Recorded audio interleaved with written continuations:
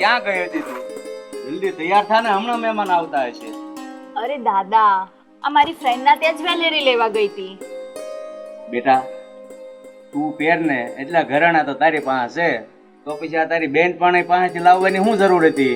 અરે દાદા, આ થોડા વધારે ઘરેણા પહેરું ને તો આમ મહેમાનોની વચ્ચે મારો વટ પડે. બેટા, કોઈ દિવસ છે ને આવા ખોટા દેખાડા ન કરાય. ખોટે ખોટા આપણે ચેક હલવાઈ દઈએ. જો એ લોકો જે મહેમાન જોવા આવવાના છે ને, એને મેં એમ જ કીધું કે હું હાવ સાધારણ માણસ છું, અને આવું મેં એને કીધું, અને તું એટલું બધું ઘરેણું પહેર તો એ લોકો શું સમજશે? અરે દાદા, આમ તમને આ શું ખબર પડે? આ છોકરાવાળા જોવા આવવાના છે ને, હું આમ તૈયાર થઈને આવું. હે ભગવાન, આ છોકરી ક્યાંક મને ભેફડે નો ભરાવે ને તો સારું. છોકરા દેખાડામાં એ પડી છે ને.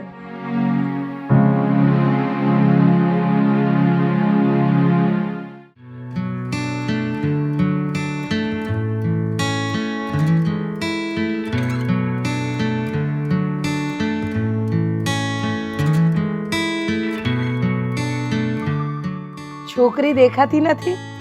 આવી જા બેટા, ચા લઈને મહેમાન આવી ગયા છે.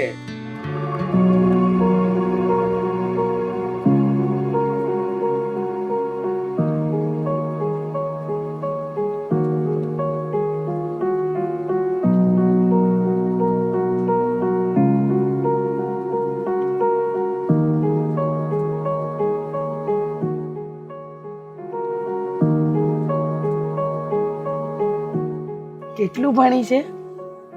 ગ્રેજ્યુએશન. ઘરના કામ તો આવડતા જ હશે. હા.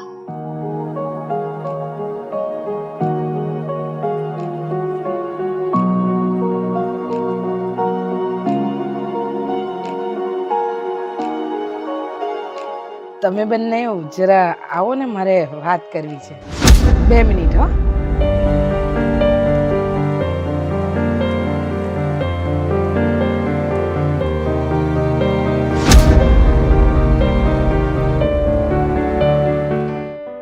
બોલ, તું કામે બહાર બોલાવ્યા?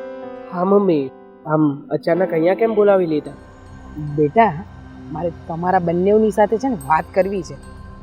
જ્યારે આપણે ગોવિંદભાઈની દીકરી સાથે આપણા જતીનના લગ્નની વાત કરી, ત્યારે એમણે એમ કહ્યું હતું કે અમારી પરિસ્થિતિ તો બહુ નબળી છે, એટલે અમે લોકો સાદાઈથી લગ્ન કરીશું. પણ આમના ઘરની પરિસ્થિતિ જોઈને, એટલે કે એમની દીકરીએ અત્યારે જે ઘરેણાં પહેર્યા છે ને, એ જોઈને લાગતું નથી કે આમના ઘરની પરિસ્થિતિ નબળી હોય. તમે જોયું નહીં?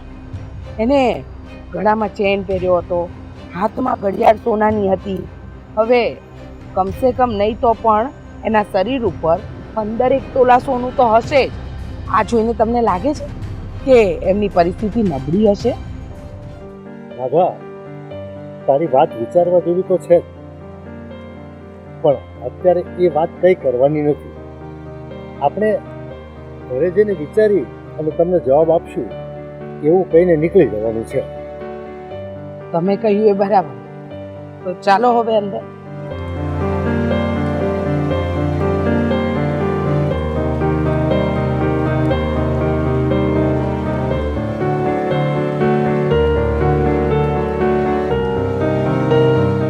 ગોવિંદભાઈ,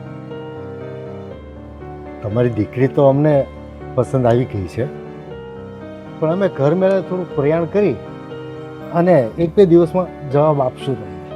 અરે કાંઈ વાંધો નહીં મહેમાન, તમે તારે શાંતિથી વિચારીને જવાબ આપજો, કાંઈ ઉતાવળ નથી. ઠીક છે, તો અમે રજા લઈએ. હા. જય શ્રી કૃષ્ણ. જય શ્રી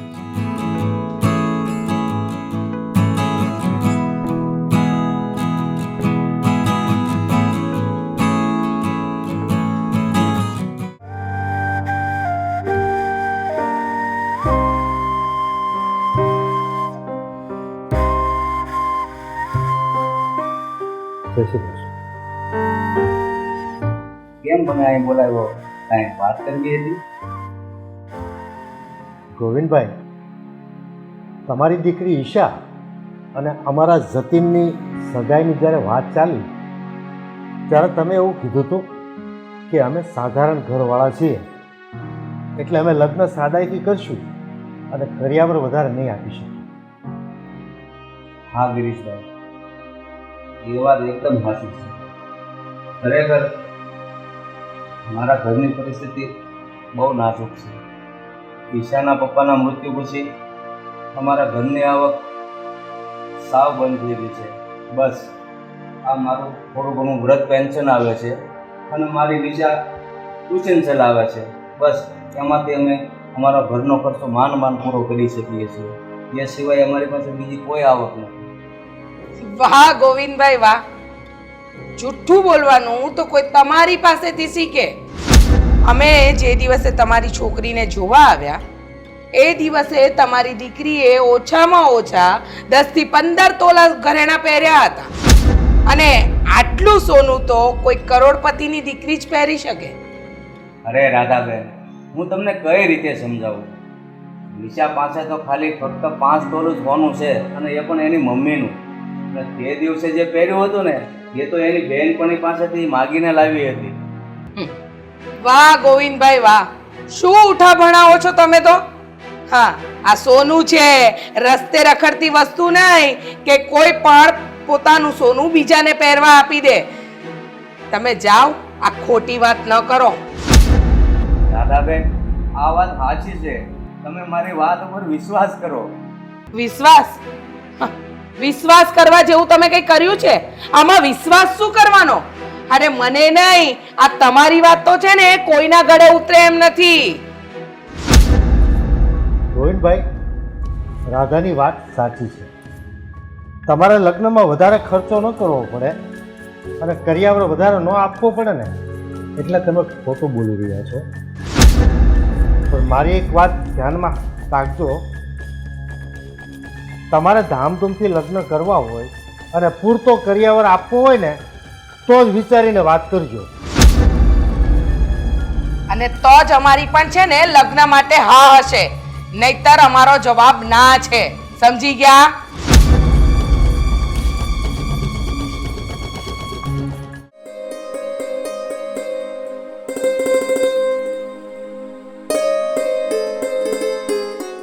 અરે દાદા, જઈ આવે તમે ગોવિંદભાઈના ઘરે? અને મારી સગાઈ માટે હા પાડી એમણે? હા બેટા, સગાઈ માટે એની હા તો પાડી છે, પણ એક શરત મૂકી છે કે જો તમારે આ લગ્ન કરવા હોય ને તો ધામધૂમથી કરવા પડશે. પણ દાદા, તમે તો એ લોકોને પહેલેથી કહી જ દીધું છે ને કે આપણા ઘરની પરિસ્થિતિ સારી નથી, તો તમે મારા લગ્ન કેવી રીતે ધામધૂમથી કરાવી આપશો? હા, મેં કહ્યું હતું એ લોકોને કે મારી પરિસ્થિતિ ઠીક નથી, તો એ લોકો એ વાત માની પણ ગયા હતા. પણ જ્યારે એ લોકો જોવા આવ્યા ત્યારે તું તારી બેનપણી પાસે જઈને ઓલા ઘરેણાં લઈ આવી અને પહેરીને આવી, તો એ બધું એ લોકોએ જોયું તો એને એમ લાગ્યું કે આનું ઘર સુખી જ છે, પણ એને ખર્ચો નથી કરવો ને એટલા માટે આ ખોટું બોલે છે. પણ દાદા, તમારે કહી દેવાય ને કે એ ઘરેણાં તો હું મારા ફ્રેન્ડના ત્યાંથી લાવી હતી પહેરવા. મેં એ લોકોને વાત કરી, પણ એ લોકો હવે આ વાત માનવા તૈયાર નથી. ના, લગ્નમાં ખર્ચો તમારે ઝાઝો નથી કરવો ને એટલે જાણી જોઈને તમે ખોટું બોલો છો. જો બેટા, મેં તને પહેલા જ ના પાડી હતી કે આવું બધું રહેવા દે, આપણે ખોટા દેખાડા નથી કરવા. પણ જો તું મારી એક પણ વાત ન માની તો જોઈ લે આજે એ વાતનું શું પરિણામ આવ્યું.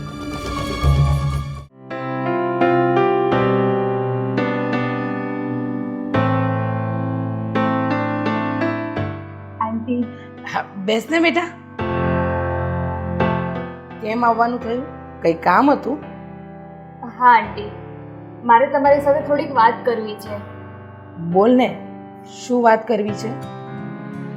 આંટી, તમે લોકો એ દિવસે મારા ઘરે મને જોવા આવ્યા હતા ને, એ દિવસે જે મેં જ્વેલરી પહેરી હતી ને, એ જ્વેલરી હું મારા ફ્રેન્ડની લાવી હતી.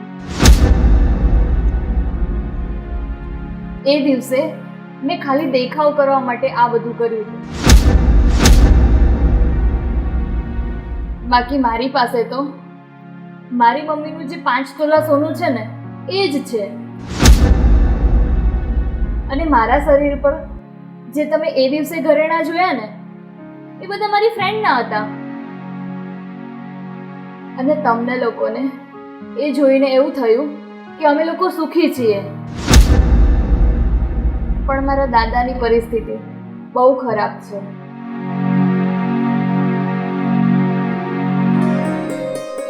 ઈશા બેટા, અમે જે દિવસે તને જોવા આવ્યા એ દિવસે તારે આવા ખોટા દેખાડા કરવાની શું જરૂર હતી? હા હા, તારી પાસે જેટલા ઘરેણાં હતા એટલા પહેર્યા હોત તો પણ ચાલત. અમે તો તને જોવા આવ્યા હતા, તારા ઘરેણાં કે તારા દાદાનો વૈભવ જોવા નહોતા આવ્યા. બેટા, દુનિયાનો ઊંડામાં ઊંડો ખાડો એટલે દેખાડો. એમાં માણસની હકીકત અને બધી સચ્ચાઈ ડૂબીને ગરકાવ થઈ જતી હોય છે.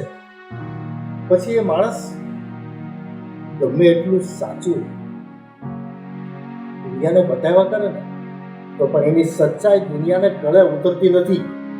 એટલે આપણી જે પરિસ્થિતિ હોય ને એ પરિસ્થિતિમાં જીવાય, કોઈ જાતના ખોટા દેખાડા ન કરે. સોરી અંકલ, સોરી આંટી. હવે હું આવા ખોટા દેખાડા નહીં કરું. બેટા, અમે તને માફ કરી. અને તને તો ખબર છે ને મારા જતીનને તું પસંદ છે, અને અમને પણ. અમે લોકો તારા અને જતીનના સાદાઈથી લગ્ન કરાવીશું. તારું શું કહેવું છે જતીન? હા હા મમ્મી, એકદમ સાચી વાત છે તમારી.